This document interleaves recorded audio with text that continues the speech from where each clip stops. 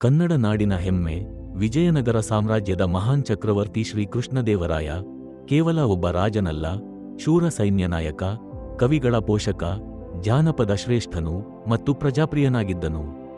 ಅವನ ಆಳ್ವಿಕೆ ಕನ್ನಡ ನಾಡಿನ ಸುವರ್ಣಯುಗ ಎಂದೇ ಪರಿಗಣಿಸಲಾಗುತ್ತದೆ.